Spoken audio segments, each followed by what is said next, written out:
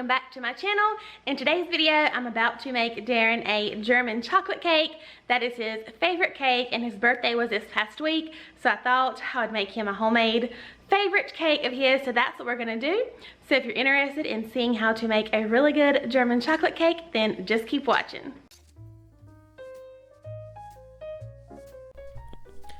So I'm just going to start by spraying my two cake pans. I believe these are both 8-inch cake pans, and then dusting them with just a little bit of flour just to make sure that our cakes come out evenly and without leaving any behind.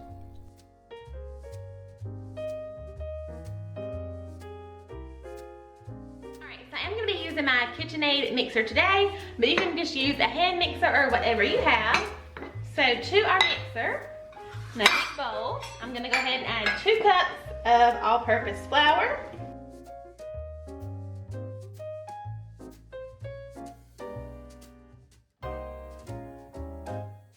Next, we're going to add 2 cups of sugar. Next, we're going to add 3/4 cup of cocoa powder.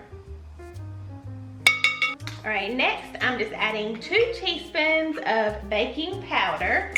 And then 1.5 teaspoons of baking soda.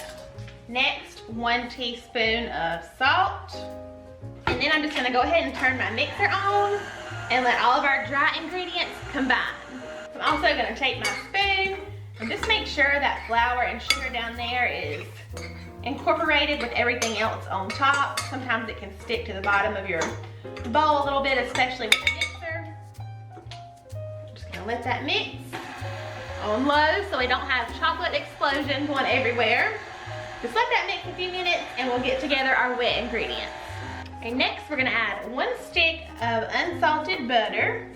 Also gonna add 1 cup of milk.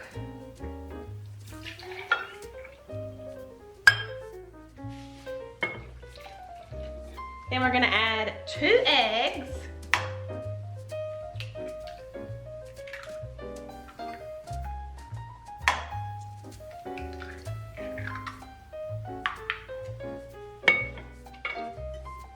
Next, we're going to add 2 teaspoons of vanilla extract.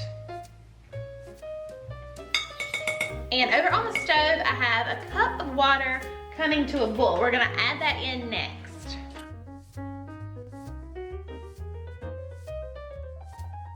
Alright, so my water came to a boil. So now I'm just going to add a little bit of this boiling water at a time while it's continuing to mix.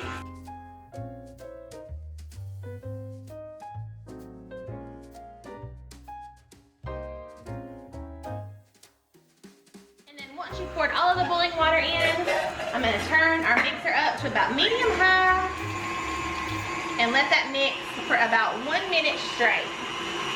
So now I'm just going to evenly pour this batter into my 2 pans here. I think these are 8-inch pans, cake pans, I'm not sure. 8 or 9-inch will be fine. You could also just do this in a 9x13. Any kind of cake pan will work.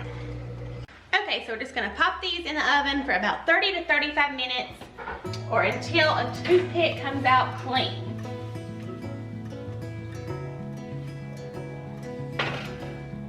And then while those are in the oven, we're gonna start on our frosting. So for the frosting, you want to use a large saucepan if you're making the recipe that I am, but you could actually probably half this recipe. I made a ton of frosting. So anyway, you add 2 cans of evaporated milk, 2 tablespoons of cornstarch, which will thicken your frosting, and you want to stir this or whisk this until it has no clumps and is really smooth in your pot. Next, you're going to add 2 cups of sugar.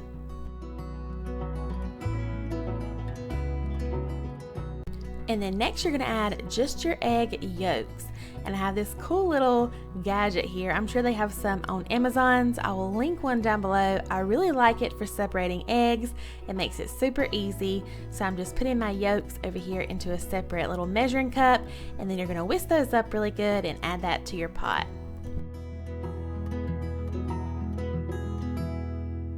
So next we're going to add some vanilla extract. We're going to whisk this all together, and you want to keep whisking this pretty often while it continues to thicken.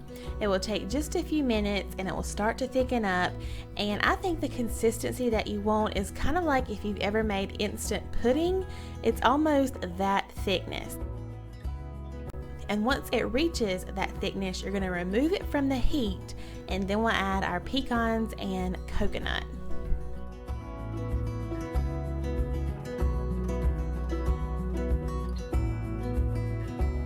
You can of course add as much pecans or coconut as you want.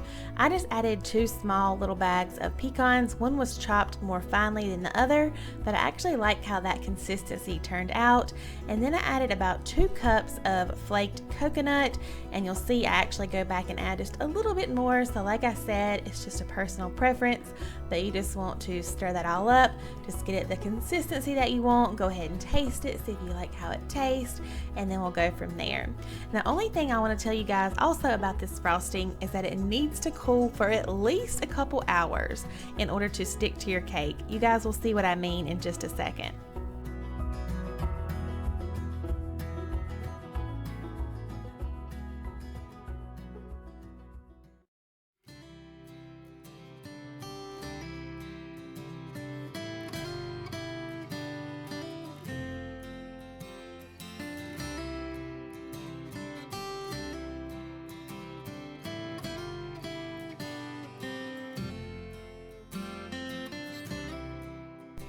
I ended up having a little tiny bit of cake stick to my pan, but it was not a big deal at all.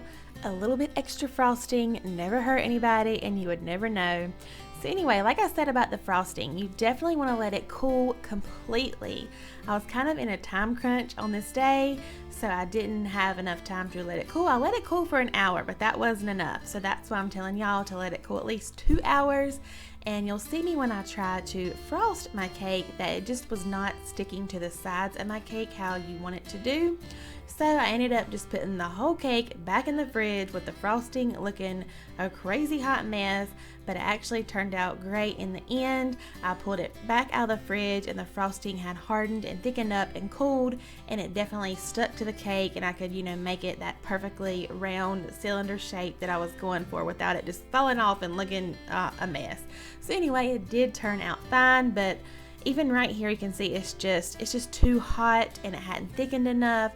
So, but this is real life, so I'm just keeping it in the video. You'll see that, you know, things don't always turn out perfectly the first time that you try to do something, and that's okay. Just keep, you know, going with it. Sometimes, actually most of the time, you're not doing anything necessarily wrong. You just need to tweak it a little bit. So don't be afraid when something doesn't go perfectly the first time in your kitchen. And then also, once I did ice the cake perfectly, I put it back in the fridge until right before we sliced it. It just made it easier to slice through, and our slices came out perfect. Overall, I love how the cake turned out, and most importantly, Darren did. He thought it was delicious. It was moist. That frosting complemented the cake so well.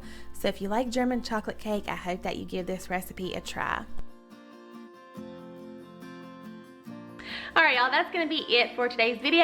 I hope you're all doing amazing. I hope that you give this recipe a try. If you're new to my channel, I would love to have you subscribe, be a part of our little family over here, and I'll see you guys in the next one. Bye y'all.